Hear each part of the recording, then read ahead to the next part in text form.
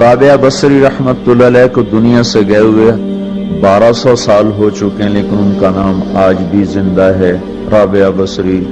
گلگت کی عورتوں کو بھی پتہ ہے رابعہ بصری کوئی بڑی اعلیٰ درجے کی خاتون تھی، پنجاب کی عورت کو بھی پتہ ہے، عرب کی عجم کی عورتوں کو پتہ ہے رابعہ بصری نہ کوئی شہزادی تھی، نہ کوئی ملکہ تھی، نہ کوئی وہ خوبصورت تھی، نہ کوئی خاندانی تھی، بلکہ عورت ہونے کے لحاظ سے ہر عیب اس میں تھا۔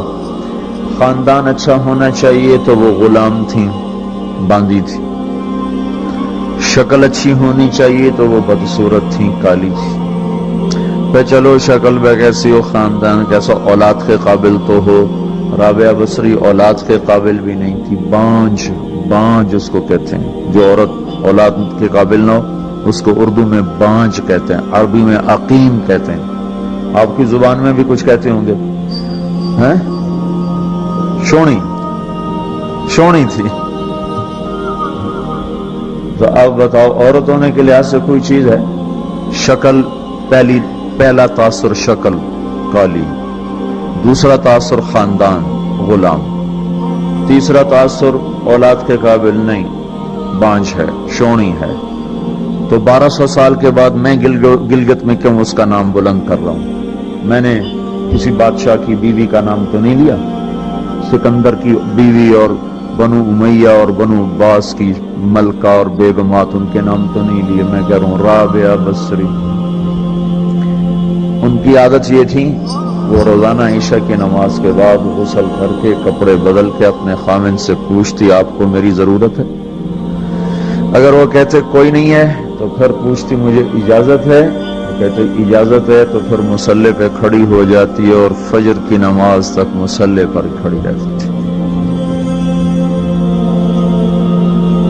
ان کا خامن جلدی فوت ہو گیا، جوانی میں ہی بیوہ ہو گئی۔ تو حسن بصری بصرہ کے امام، کیا سارے مسلمانوں کے امام تھے، وہ خود آئے، خود چل کے آئے کہ میں آپ سے شادی کرنا چاہتا ہوں۔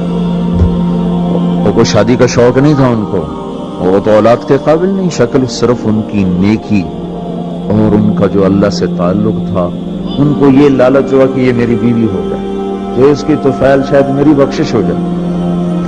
تو ان کے پاس آئے، کہنے لگے رابعہ میں آپ سے شادی کرنا چاہتا ہوں، خود پیغام لے کر آئے۔ تو انہوں نے فرمایا میری 4 باتوں کا جواب دے دو تو میں شادی کر لیتا ہوں۔ کہنے لگے کیا؟ کہ یہ بتاؤ میں جنتی ہوں کہ دوزخی ہوں؟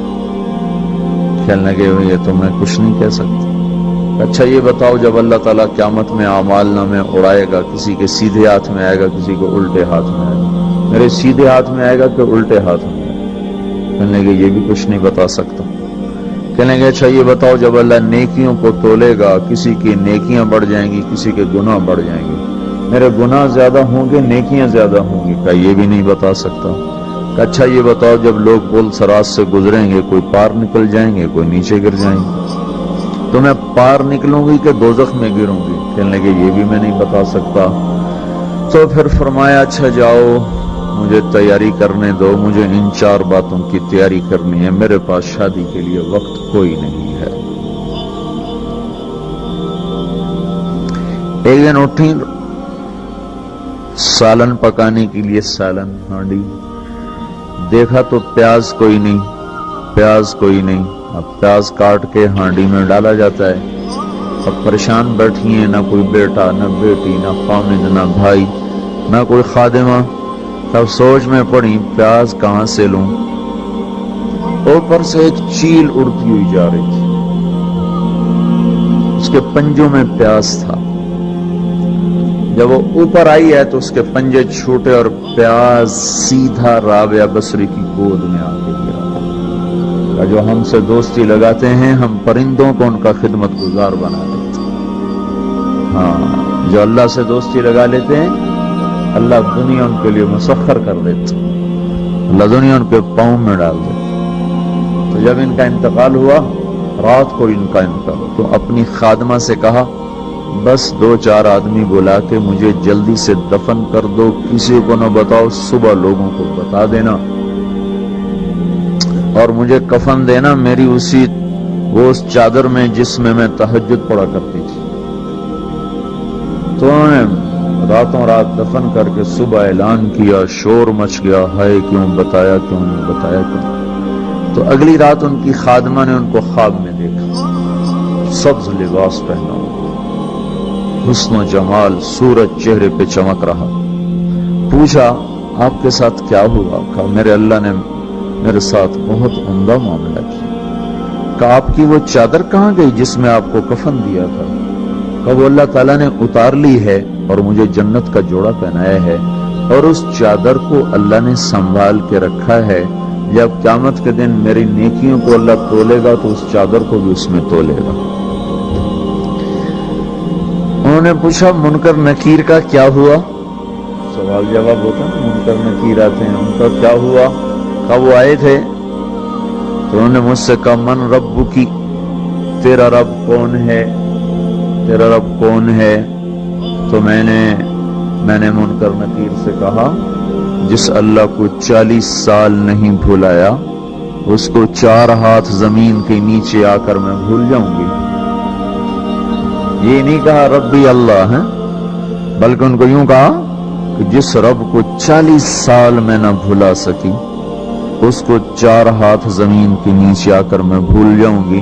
تو منکر نکیر نے کہا اس کا آگے کیا حساب لینا، چلو بھائی واپس چلو، چلو بھائی واپس چلو۔ یہ بات آپ نے حضرت عمر سے فرمائی تھی، عمر وہ کیا دن ہوگا جب تو قبر میں ہوگا اور منکر نکیر آئیں گے زمین کو چیرتے ہوئے اور ان کے ہاتھ میں ہتھوڑا ہوگا، ساری دنیا کے انسان جن اٹھانا چاہیں تو اٹھا نہیں سکیں گے، اور ان کی آواز میں بجلی کی کڑک ہوگی اور وہ زمین کو چیرتے ہوئے آئیں گے، ان کے دانت لمبے ہوں گے، تو وہ آ کر تم سے سوال کریں گے من ربک ما دینک من نبیک۔ تو حضرت عمر کہنے لگے یا رسول اللہ میرے ہوش ٹھیک ہوں گے؟ جیسے میں اب بیٹھا ہوں میں ایسے ہوں گا؟ تو ہمارے نبی نے فرمایا ہاں تو ایسے ہی ہوگا جیسے تو اب بیٹھا ہوا ہے۔ تو کہنے لگے پھر میں اچھی طرح ان سے نمٹ لوں گا۔ تو جبریل آئے کہنے لگے یا رسول اللہ ہم دیکھ رہے ہیں آگے کہ عمر کو جب قبر میں ڈالا جائے گا اور آ کر منکر نکیر ان سے سوال کریں کہ من ربک، تو یہ کہیں گے ربی اللہ فمن ربکما، میرا رب تو اللہ ہے، تم بتاؤ تمہارا رب کون ہے؟ میرا دین تو اسلام ہے، تم بتاؤ تمہارا دین کیا ہے؟ تو وہ منکر نکیر کہیں گے عجیب بات ہے، ہم تمہارا حساب لینے آئے کہ تم ہمارا